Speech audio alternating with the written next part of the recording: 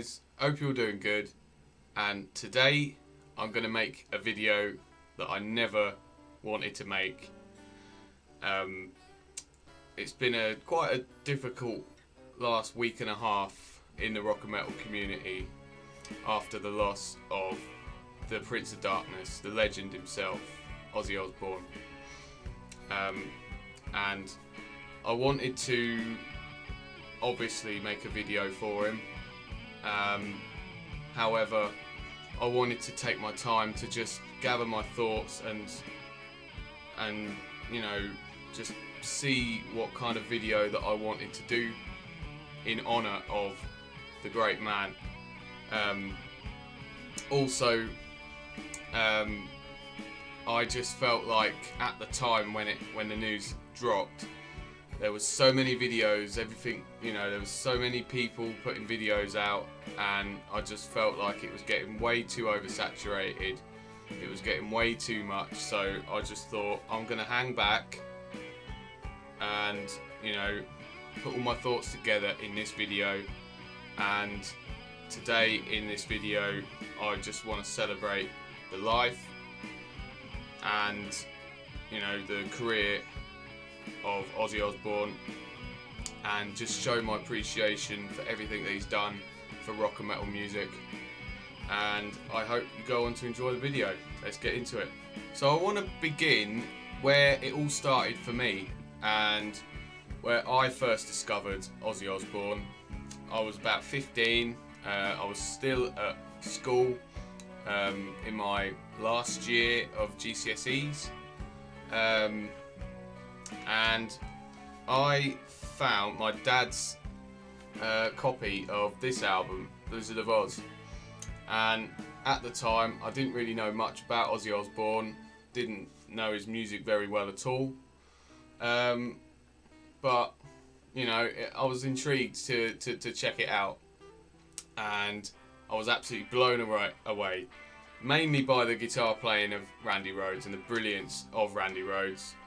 But, you know, from there it just set me off on an Ozzy Osbourne kick. And from there the rest is history, because now I really love his solo work. I've listened to all of his albums. I haven't got all of his albums. There's still a couple that I don't have, and I'd love to pick up now, just to complete the Ozzy Osbourne collection. And yeah, some of my favourite albums of his is obviously Blizzard of Oz, that's my favourite. Diary of a Madman is another one that I absolutely love. The title track, Diary of a Madman, is such a cool song, very haunting, neoclassical edge. And also The Ultimate Sin, brilliant album. Great tracks on here. No More Tears as well, brilliant album again. And one from his modern era, Scream. I think Scream's great. I think it's really underrated. I listened to it again recently, and yeah, I really enjoy that album. I think it gets a little bit overlooked because it's one of his later albums, but honestly one of his heaviest, and I really dig it. But yeah, going back to the original lineup of Ozzy's solo career, Randy Rhoads became one of my favourite guitar players at the time, one of my big influences, and a guitar player that I still have a lot of respect for and a lot of admiration for, and you know, he still inspires me. He definitely inspired me with the song Faded Feelings. The classical arrangement and the chords in that song is a big like tip of the hat to Randy Rhoads and Goodbye to Romance. Yeah, that album Blizzard of Oz just became a staple with my music listening at the time, and still is today. and I even played Crazy Train. I did a cover on the YouTube channel years ago, and then in my band when I was at college, when we did our big live performance, we did a cover of Crazy Train as well, and that was really, really cool to do that song. However, Black Sabbath, quite ironically, is a band that I've only gotten into over the last couple of years. I never really got into them until we did the live stream, and then I had to listen to all the albums. And that live stream that I did with Trevor, the Black Sabbath ranking, we ranked all 19 of the albums, and it was the most fun I've ever had on a live stream. It was brilliant and hilarious, and I absolutely loved doing that stream. It was brilliant. Sadly, I never ever got a chance to see Ozzy or Black Sabbath live.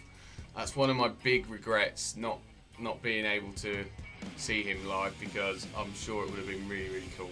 Next up, I want to talk about the legacy of the Prince of Darkness. And for me, it's simple.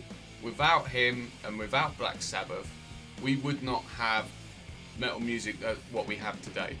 We just wouldn't, you know. Without them exploring what the boundary for what extreme music could be, you know, we would not have anything that we have today. You know, they set the foundation for what became heavy metal, essentially. You know, it was just incredible to see how many bands wanted to honour the legacy of Ozzy Osbourne and Black Sabbath at the Back to the Beginning show. You know, I had my reservations about how it was going to go, and it superseded my expectations. I thought it was excellent, and you know, for me, it just further cemented the fact that they have a rightful place to be the grandfathers of heavy metal, and that's what I see them as, you know. And it was also really cool to see a lot of my favourite bands there performing at that, and you know, just honouring their legacy was just brilliant. And also for us younger guys who, you know, maybe got into metal during the 2000s or even later, to have Ozfest as an opportunity for a lot of bands at the time to come through. You know, during the late 90s, early 2000s, a lot of those sort of bands, a lot of them are my favourite bands, like Machine Head and, well, Slipknot and Killswitch Engage, bands like that. To give them an opportunity to play to many people and, you know, give them a chance was, you know, it's just really, really awesome. And yeah, it's just gotta give Ozzy and Sharon a real respect for putting that together and giving those bands a chance to, you know, to flourish, and now they're some of the big boys in metal, and it's all, I mean, not all because of Ozfest, but it had a big effect on those bands, and especially I remember Corey Taylor saying that without Ozfest, Slipknot probably wouldn't have got as big as they are, so have to give them big respect for that. Now I'm just going to close with some thoughts and feelings and all sorts of things. I'm just going to let it all out and see what happens here. I've got to be honest, but it took me a while to comprehend it fully, the news. Obviously he had a lot of health issues more recently as well, you know, Parkinson's and re-aggravating those injuries from the ATV accident that he had about 20 odd years ago, and you know, decline in health. You knew this was going to happen at some point, but you can never be prepared for something like this. And especially the fact that it came so soon after the Back to the Beginning show, you know, where you saw that he put everything into that. He put his heart and soul into it, and you know, it was really, really, really nice to see that he got that closure to play that final show, it makes me think that he must have known, he must have been told at some point. I'm only speculating, I don't know whether this is true or not, but I feel like he must have been told that he might not have had long left, and they wanted to organise this show, this final show, as like a swan song for him. And I'm really glad that he got to do it. I'm really glad that he had the fulfillment of doing that last show, saying goodbye, and then, he was ready after that. And,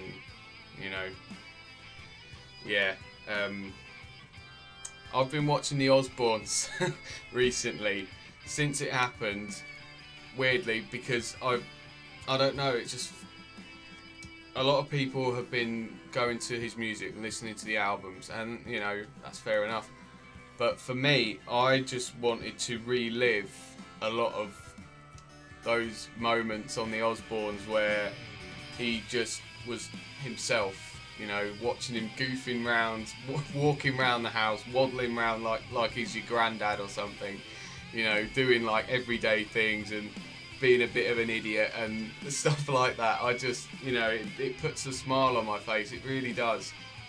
And in a way, that's kind of how I wanna remember him, as being like, the rock star, but also a bit of a family guy as well, and that's what the Osbournes do show, that he is, he was very committed to his family, and they were very, very close with each other. And what hit me the most when watching those episodes was the episode where Sharon she got diagnosed with a form of cancer, and everyone was feeling a little bit uncertain what was going to happen. And Ozzy was playing live, and he sang "Mama, I'm Coming Home," and it just hit me. I don't know why, but it just did, and it just came over me like a wave of emotion, like it let it all out. And it just made me think of the other losses that I've had this year, that have meant, that have hit me really hard. And the one thing that I've learned from those is to just try and look back with a smile, so that's why I've been watching the Osbournes and watching him goofing around, because it puts a smile on my face, and it allows me to look back and have a bit of a laugh and a bit of a smile, and